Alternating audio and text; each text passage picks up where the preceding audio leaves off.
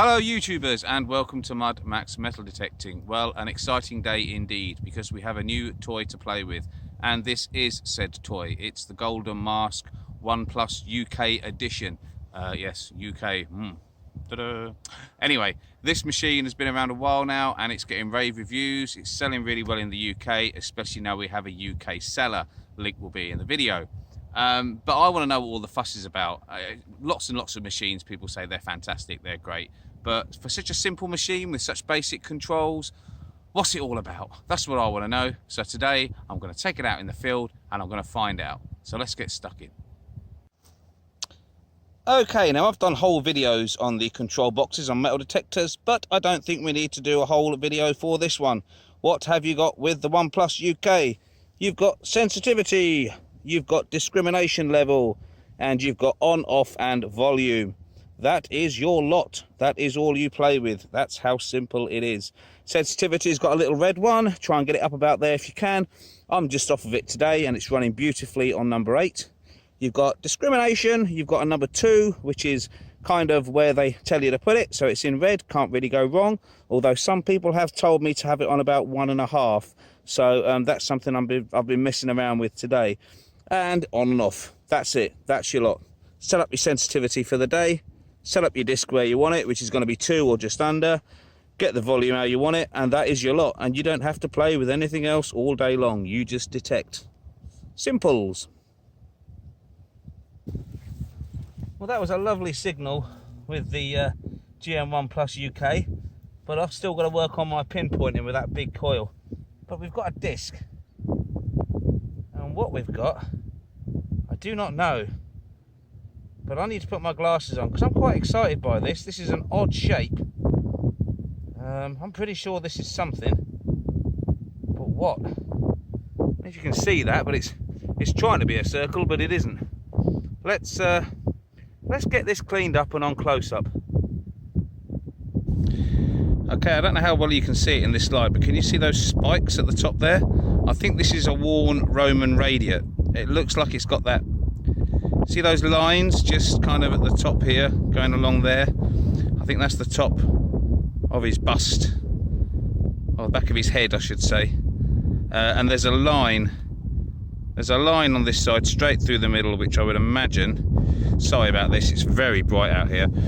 I would imagine that sort of like line through the middle is what's left of what was some kind of standing figure. I'm pretty sure this is a very, very, very worn Roman radiate coin. But that was a booming signal. Impressive. Off to a good start. Okay, I'm really struggling in the house light, but I think you can just about make that out. It's got the spikes at the top, and there's definitely a bust on there. Come down a bit, you get a bit more of the sort of like the idea of the bust, and the 3 spikes at the top. Pretty sure that today's little find is indeed a Roman radiate. Lovely. Haha, now why am I pleased with that? A lump of horseshoe. Well, I'm pleased because that was a good 8 inches down and it was a perfect, horrible, unmistakable iron tone all day long. Very, very good. Just what I want on big iron at depth. That knew exactly what it was. Full marks. Okay, our old friend the bullet casing. But a teensy tiny signal and a good signal.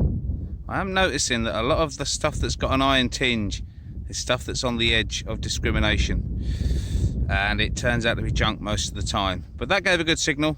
Whoops. Oh well, there she goes. Okay, listen to this.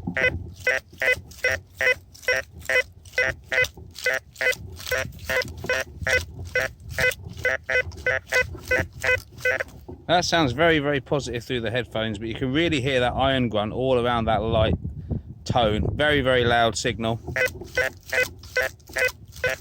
That iron grunt's trying to put me off. Let's have a look and see what this is, shall we?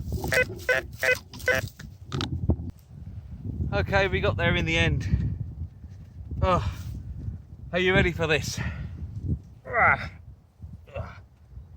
Now that's what you call a slab of iron.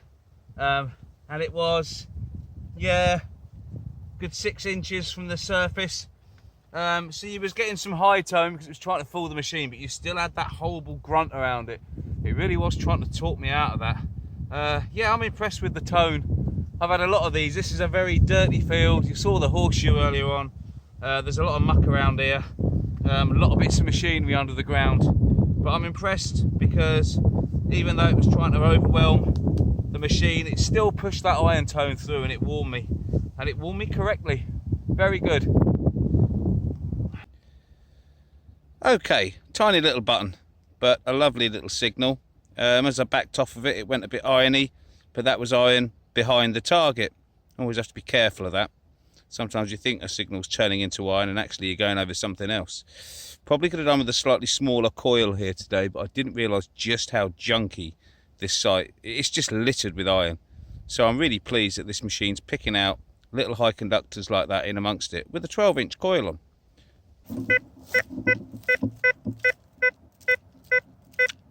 That's a nice clean one.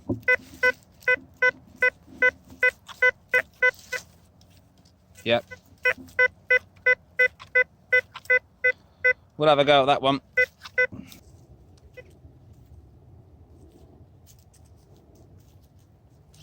Ah. Okay.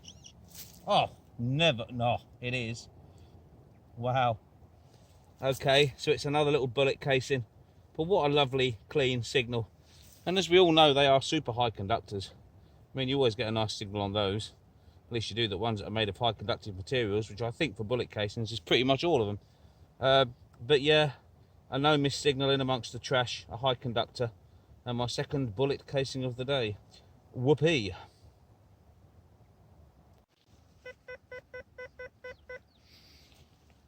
Strange piece of lead. It's got a hole at either end. Now, did they smoke with lead pipes back in the day before they had clay pipes? Could that be a piece of pipe stem, lead pipe stem? I have absolutely no idea because I'm not very clever. But yeah, I'm just wondering if that's what that is. So if you've got any ideas, please let me know. Okay, we've got the sensitivity on 8, so quite high. Right up there, just off the 9. Let's have a good thresh and see how stable she is.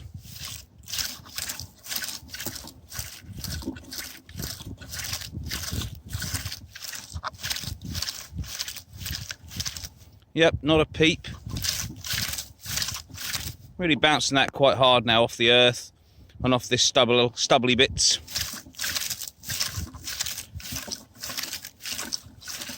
And there's not a single false. Very, very stable indeed.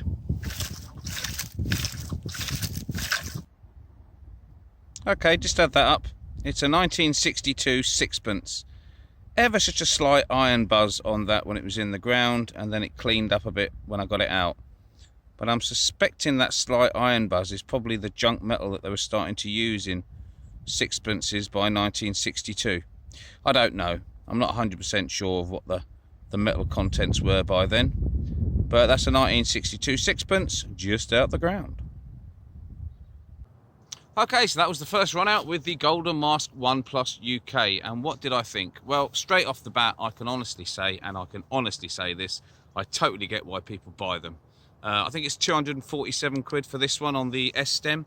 The S-stem's fiberglass as well, so it's not heavy.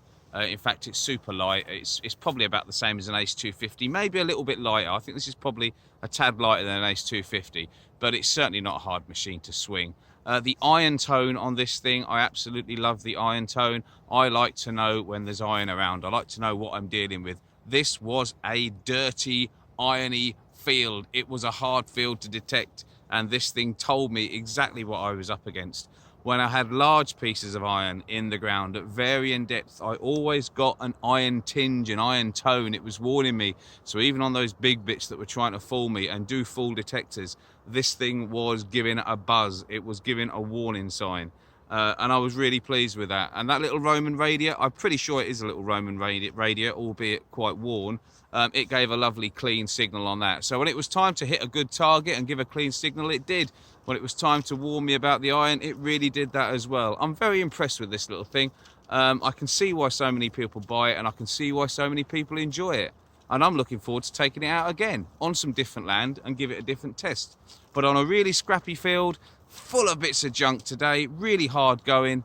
Yeah, this thing did very, very well. Thumbs up all round.